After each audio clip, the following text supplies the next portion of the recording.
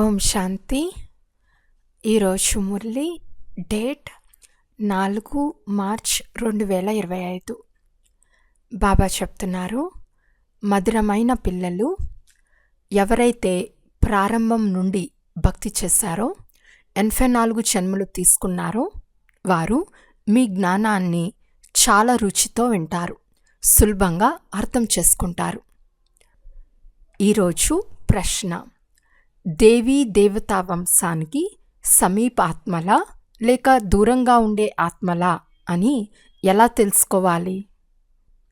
జవాబు: ఎవరైతే మీ దేవీ దేవతా వంశానికి చెందిన ఆత్మలుగా ఉంటారో వారికి జ్ఞాన విషయాలన్నీ విన్న వెంటనే నచ్చుతాయి. వారు తికమక పడరు. ఎంత ఎక్కువగా భక్తి చేసి ఉంటారో అంత ఎక్కువగా వినేందుకు ప్రయత్నిస్తారు. అందువలన పిల్లలు నాడి చూచి సేవ చేయాలి. ఓం శాంతి. ఆత్మీక తండ్రి కూర్చుని ఆత్మీక పిల్లలకు అర్థం చేయిస్తున్నారు. ఆత్మీక తండ్రి నిరాకారులని, వారు ఇతన శరీరం ద్వారా అర్థం చేస్తున్నారని, ఆత్మలమైన మనం కూడా నిరాకారులమని, ఈ శరీరం ద్వారా వింటున్నామని పిల్లలు అర్థం చేసుకున్నారు. కనుక ఇద్దరు తండ్రులు కలిసి ఉన్నారు కదా, ఇరువురు బాబాలు ఇక్కడే ఉన్నారని పిల్లలకు తెలుసు. మూడో తండ్రిని గురించి మీకు తెలుసు, కానీ ఆ తండ్రి కంటే ఈ తండ్రి అంటే బ్రహ్మబాబా మంచివాడు, ఇతని కంటే ఆ తండ్రి అంటే శివబాబా మంచివారు. నెంబర్ వారుగా ఉన్నారు కదా, అందువలన ఆ లౌకికంతో సంబంధం తొలగి ఈ ఇరువురితో సంబంధం ఏర్పడుతుంది. మనుషులకు ఎలా అర్థం చేయించాలో తండ్రి కూర్చుని తెలియజేస్తున్నారు. చిత్ర ప్రదర్శనలో, మేళాలో మీ వద్దకు చాలామంది వస్తారు. 84 జన్మలు అందరూ తీసుకోరని కూడా మీకు తెలుసు. 84 జన్మలు తీసుకునేవారా లేక 10 జన్మలు తీసుకునేవారా లేక 20 జన్మలు తీసుకునేవారా అని ఎలా తెలుస్తుంది? ప్రారంభం నుండి ఎవరు ఎక్కువ భక్తి చేశారో వారికి అంత త్వరగా మంచి ఫలితం కూడా లభిస్తుందని పిల్లలైన మీకు తెలుసు. భక్తి కొద్దిగా చేసి ఉంటే, ఆలస్యంగా చేసి ఉంటే ఫలితం కూడా అంత తక్కువగా ఆలస్యంగా లభిస్తుంది. ఈ విషయాలు బాబా సేవ చేయు వారికి అర్థం చేయిస్తున్నారు. మీరు భారతవాసులైతే దేవీ దేవతలను అంగీకరిస్తారా అని అడగండి. భారతదేశంలో ఈ లక్ష్మీనారాయణ రాజ్యం ఉండేది కదా. ఎవరైతే 84 జన్మలు తీసుకునేవారుగా ఉంటారో, ప్రారంభం నుండి భక్తి చేసి ఉంటారో వారు వెంటనే ఈ విషయాలన్నీ అర్థం చేసుకుంటారు. ఆది సనాతన దేవీ దేవతా ధర్మం తప్పకుండా ఉండేది. ఈ విషయాలన్నీ ఆసక్తితో వింటారు. కొంతమంది ఊరికే చూచి వెళ్ళిపోతారు, కొంతమంది అడగను కూడా అడగరు, బుద్ధికి ఎక్కనట్లు వెళ్ళిపోతారు. అటువంటి వారు ఇంతవరకు ఇక్కడ వారు కారని అర్థం చేసుకోవాలి. ఇంకా కొంతకాలం తర్వాత అర్థం చేసుకుంటారని భావించాలి. అర్థం చేయించిన వెంటనే కొంతమంది భుజాలు, తలలు ఊగుతాయి. దీనివలన వీరికి 84 జన్మలు పూర్తిగా ఉన్నాయని భావించాలి. ఒకవేళ పూర్తిగా 84 జన్మలు తీసుకున్నారని మేము ఎలా తెలుసుకోవాలి అని అడిగితే 84 కాకపోయినా 82 దేవతా ధర్మంలోకి వచ్చి ఉంటారు. ఇంత మాత్రమైనా బుద్ధికి ఎక్కకపోతే వీరు 84 జన్మలు తీసుకునేవారు కారని భావించాలి. దేవతా ధర్మానికి దూరంగా ఉన్నవారు తక్కువగా వింటారు. ఎవరు ఎంత ఎక్కువగా భక్తి చేసి ఉంటారో వారు ఎక్కువగా వినేందుకు ప్రయత్నిస్తారు, వెంటనే అర్థం చేసుకుంటారు. తక్కువగా అర్థం చేసుకుంటే వీరు ఆలస్యంగా వచ్చేవారని అర్థం చేసుకోండి. భక్తి కూడా ఆలస్యంగా చేసి ఉంటారు. చాలా భక్తి చేసేవారు సూచనతో అర్థం చేసుకుంటారు. డ్రామా రిపీట్ అవుతుంది కదా, ఆధారం అంతా భక్తిపైనే ఉంది. ఈ బాబా అందరికంటే నెంబర్ 1 భక్తి చేశారు కదా. తక్కువ భక్తి చేసి ఉంటే ఫలితం కూడా తక్కువగానే లభిస్తుంది. ఇవన్నీ అర్థం చేసుకునే విషయాలు. మందబుద్ధి గలవారు ధారణ చేయలేరు. ఈ మేళాలు చిత్ర ప్రదర్శనలైతే జరుగుతూనే ఉంటాయి. చిత్రాలు అన్ని భాషల్లో వెలువడతాయి. మొత్తం ప్రపంచానికంతా అర్థం చేయించాలి కదా. మీరు సత్యమైన సందేశకులు లేక దూతలు. ఆ ధర్మస్థాపకులైతే ఏమి చేయరు. వారు గురువులు కాదు. గురువులమని అంటారు, కానీ వారు సద్గతిదాతలు కారు. వారు వచ్చినప్పుడు వారి సంస్థయే లేకుంటే సద్గతి ఎవరికి ఇస్తారు? ఎవరైతే సద్గతినిస్తారో వారే గురువు. దుఃఖ ప్రపంచం నుండి శాంతిధామానికి తీసుకెళ్ళాలి. యేసుక్రీస్తు మొదలైన వారు గురువులు కారు. వారు కేవలం ధర్మస్థాపకులు. వారికి ఏ ఇతర పొజిషన్ లేదు. మొట్టమొదట సతో ప్రధానంలో, తర్వాత సతో రజో తమోలో ఎవరు వస్తారో వారికే హోదా ఉంటుంది. వారు కేవలం వారి ధర్మాన్ని స్థాపన చేసి తర్వాత పునర్జన్మలు తీసుకుంటూ ఉంటారు. ఎప్పుడైతే అందరూ తమోప్రధాన అవస్థకు వస్తారో అప్పుడు తండ్రి వచ్చి అందర్నీ పవిత్రంగా చేసి తీసుకువెళ్తారు. పవిత్రమైతే పతిత ప్రపంచంలో ఉండలేరు. పవిత్ర ఆత్మలు ముక్తిధామానికి వెళ్ళిపోతాయి. తర్వాత జీవన్ముక్తిలోకి వస్తారు. వారు ముక్తిదాత, మార్గదర్శకుడు అని అంటారు. కానీ దాని అర్థం కూడా ఎవరికీ తెలియదు. అర్థం తెలుసుకుంటే వారిని కూడా తెలుసుకుని ఉండేవారు. సత్యుగంలో భక్తి మార్గంలోని పదాలు కూడా వాడరు. అందరూ తమ తమ పాత్రలు డ్రామాలో నిర్ణయించబడినట్లు అభినయిస్తూ ఉంటారు. ఒకరు కూడా సద్గతిని పొందలేరు. ఇప్పుడు మీకు ఈ జ్ఞానం లభిస్తూ ఉంది. కల్పం యొక్క సంగం యుగంలో వస్తానని తండ్రి కూడా చెప్తున్నారు. దీనిని కళ్యాణకారి సంగం యుగమని అంటారు. ఏ ఇతర యుగము కళ్యాణకారి కాదు. సత్యత్రేతాల సంగమానికి ఏ గొప్పతనమూ లేదు. సూర్యవంశము గతించి మళ్లీ చంద్రవంశీలు రాజ్యం నడుస్తుంది. చంద్రవంశం నుండి వైశ్యవంశీలుగా అయిన తర్వాత చంద్రవంశం గతించిపోతుంది. ఆ తర్వాత ఏమవుతుందో ఎవ్వరికీ తెలియదు. చిత్రాలు మొదలైనవి ఉన్నందున మన పెద్దవారు సూర్యవంశీలని, చంద్రవంశీలు కూడా ఉండేవారని భావిస్తారు. వారు మహారాజులు, వీరు రాజులు. వారు చాలా ధనవంతులుగా ఉండేవారు. అయినా చంద్రవంశీలు పాస్ అవ్వలేదు కదా. ఈ విషయాలు ఏ శాస్త్రాలు మొదలైన వాటిలో లేవు. ఇప్పుడు తండ్రి కూర్చుని అర్థం చేయిస్తున్నారు. పతితుల నుండి పావనంగా చేయమని, ముక్తినివ్వమని అందరూ అడుగుతారు. సుఖాన్ని ఇవ్వమని ఎవ్వరూ కోరరు. ఎందుకంటే శాస్త్రాల్లో సుఖాన్ని నిందించారు. మనశ్శాంతి ఎలా లభిస్తుంది అని అందరూ అడుగుతారు. పిల్లలైన మీకు సుఖము శాంతి రెండూ లభిస్తాయని మీరు అర్థం చేసుకున్నారు. ఎక్కడ శాంతి ఉంటుందో అక్కడ సుఖం ఉంటుంది. ఎక్కడ అశాంతి ఉంటుందో అక్కడ దుఃఖం ఉంటుంది. సత్యుగంలో సుఖం శాంతులు రెండూ ఉంటాయి. ఇక్కడ దుఃఖము అశాంతులు ఉన్నాయి. ఇదంతా తండ్రి కూర్చుని అర్థం చేస్తున్నారు. మాయారావణుడు మిమ్మల్ని ఎంతో తుచ్చబుద్ధిగా చేసేశాడు. ఇది కూడా డ్రామాలో తయారయ్యే ఉంది. తండ్రి అంటున్నారు, నేను కూడా డ్రామా బంధనంలో బంధింపబడి ఉన్నాను. నా పాత్ర ఉండేది ఇప్పుడే. ఆ పాత్రను నేనిప్పుడు అభినయిస్తున్నాను. కల్పం మీరే వచ్చి భ్రష్టాచార పతితుల నుండి శ్రేష్టాచార పవిత్రులుగా చేస్తారని కూడా అంటారు. భ్రష్టాచారిగా రావణుని ద్వారా అయ్యారు. కానీ ఇప్పుడు తండ్రి వచ్చి మనుషుల నుండి దేవతలుగా చేస్తున్నారు. ఈ గాయనానికి అర్థం కూడా తండ్రే వచ్చి అర్థం చేస్తున్నారు. ఆ అకాల సింహాసనంపై కూర్చునే వారికి కూడా దీని అర్థం తెలియదు. ఆత్మలు అకాల మూర్తులని, ఈ శరీరం ఆత్మకు ఒక రథమని, దీనిపై మృత్యులేని ఆత్మ విరాజమానమై ఉందని తండ్రి మీకు అర్థం చేయించారు. సత్యుగంలో మిమ్మల్ని మృత్యు కబలించదు. అకాల మృత్యు ఎప్పుడూ జరగదు. దాని పేరే అమర్లోకం. ఇది మృత్యులోకం. అమర్లోకము మృత్యులోకాలకు అర్థం కూడా ఎవ్వరికీ తెలియదు. తండ్రి చెప్తున్నారు, నేను మీకు చాలా సులభంగా అర్థం చేయిస్తాను.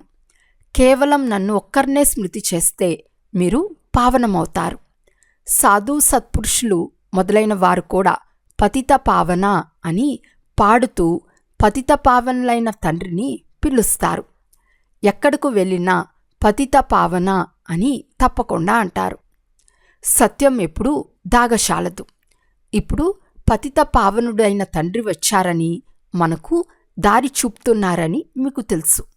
కల్పక్రితం కూడా స్వయాన్ని ఆత్మగా భావించి నన్నొక్కరినే స్మృతి చేస్తే మీరు సతోప్రధానంగా అవుతారని తెలిపించారు. మీరంతా ప్రియుడైన నాకు ప్రేయసులు అని నేను చెప్పాను. ఆ ప్రేయసీ ప్రియులు ఒక్క జన్మకు మాత్రమే ఉంటారు, కానీ మీరు జన్మ జన్మాంతరాల ప్రేయసులు. ఓ ప్రభూ అని నన్ను స్మృతి చేస్తూ వచ్చారు.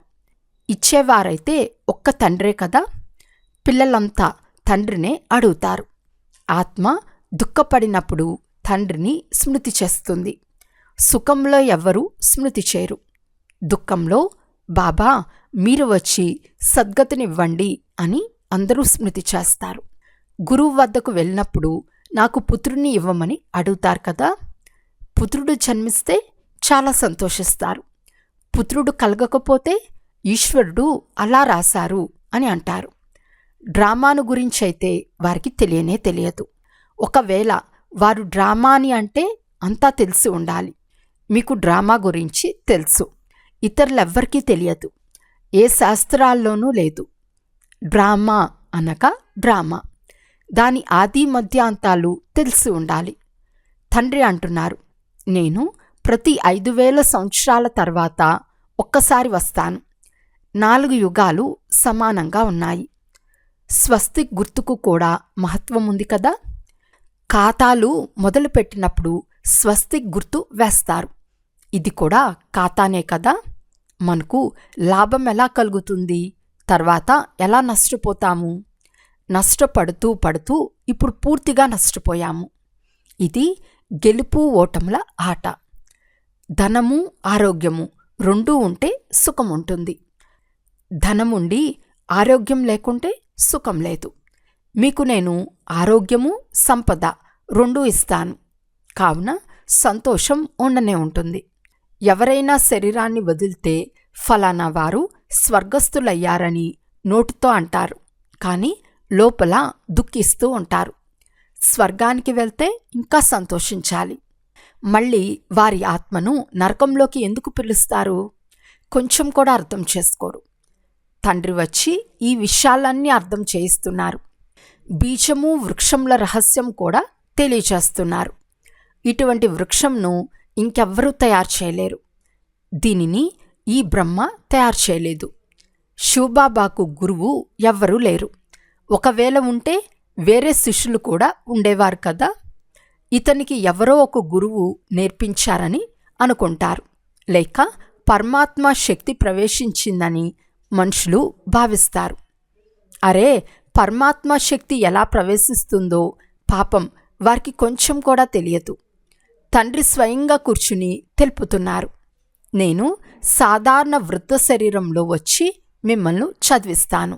ఇతను కూడా వింటాడు. మనపైన గమనం అయితే ఉంటుంది.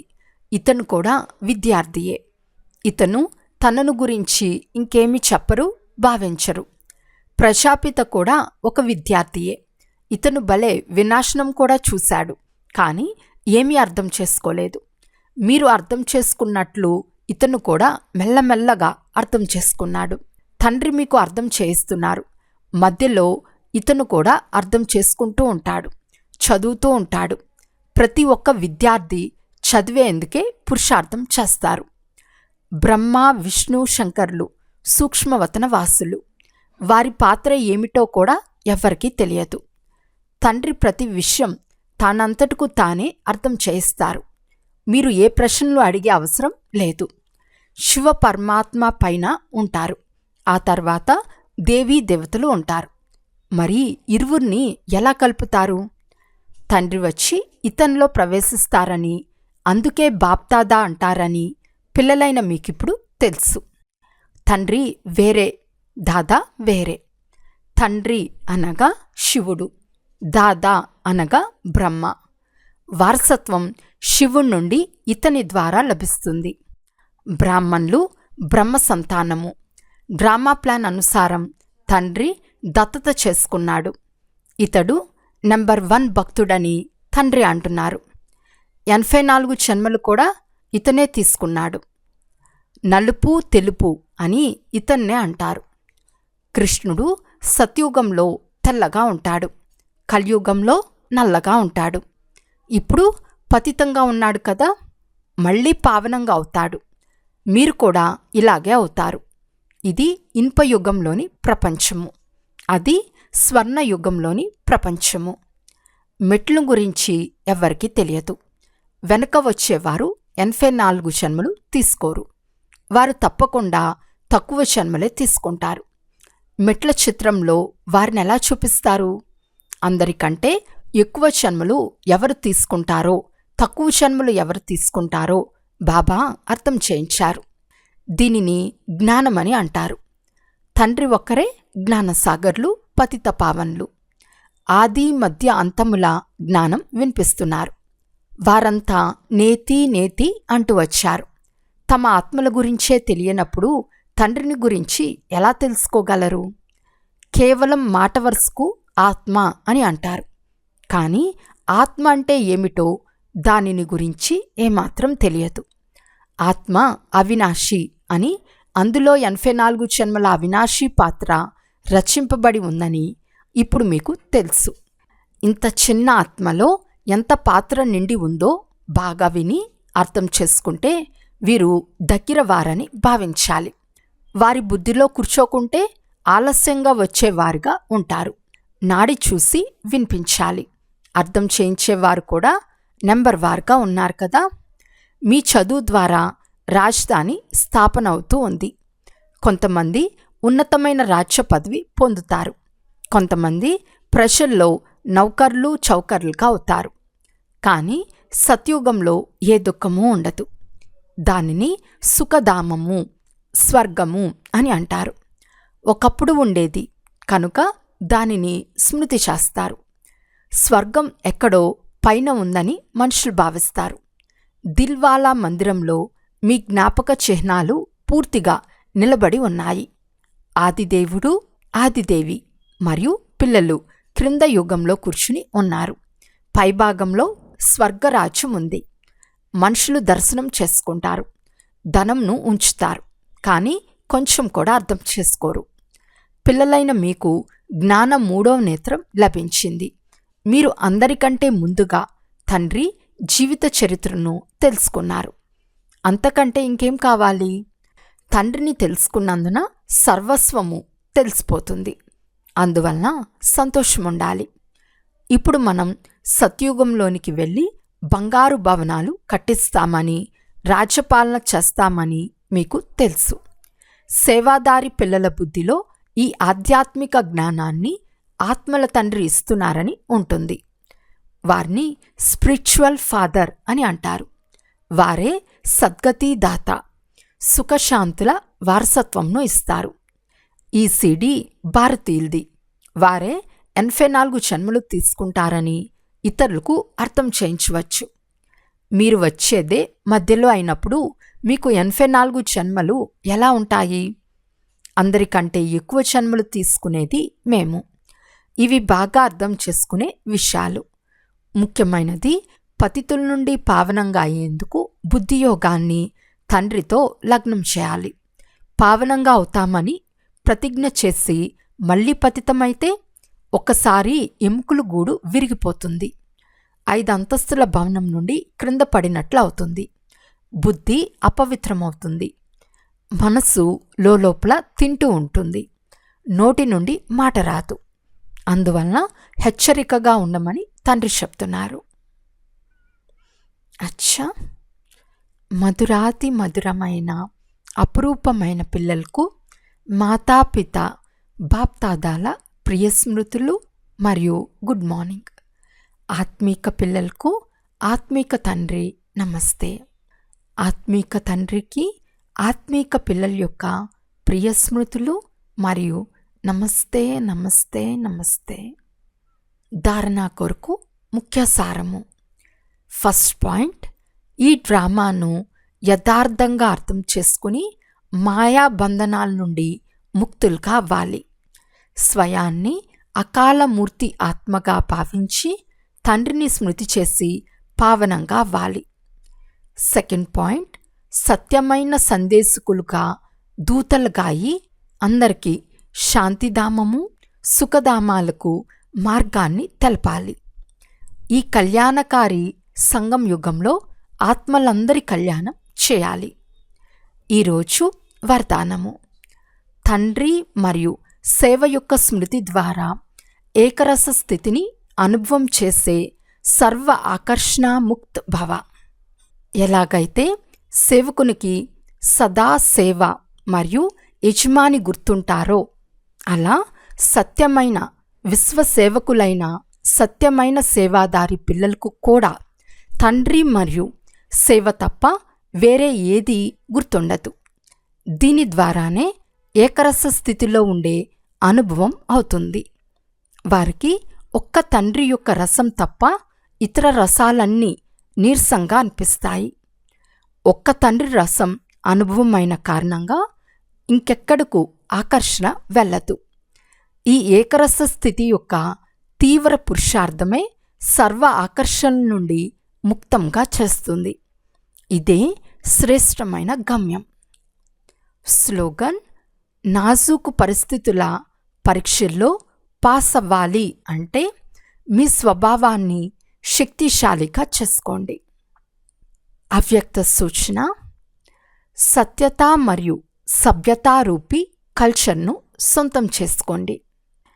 ఎప్పుడైనా ఏదైనా అసత్యమైన విషయాన్ని చూసినా విన్నా అసత్య వాయుమండలాన్ని వ్యాపింపచేయకండి. చాలామంది ఇది పాపకర్మ కదా, పాపకర్మను చూడలేము అని అంటారు. అయితే వాయుమండలంలో అసత్య విషయాలను వ్యాపింపచేయటం కూడా పాపమే. లౌకిక పరివారంలో కూడా ఒకవేళ ఏవైనా ఇటువంటి విషయాలు చూసినా విన్నా వాటిని వ్యాపింపచేయరు. చెవితో వినాలి, మనసులో దాచుకోవాలి. ఒకవేళ ఏవైనా వ్యర్థ విషయాలను వ్యాపింపచేస్తే ఈ చిన్న చిన్న పాపాలు ఎగిరే కళ యొక్క అనుభవాన్ని సమాప్తం చేస్తాయి. అందువలన ఈ కర్మల యొక్క లోతైన రహస్యాన్ని అర్థం చేసుకుని యథార్థ రూపంలో సత్యతా శక్తిని ధారణ చేయండి. అచ్చా. ఓం శాంతి.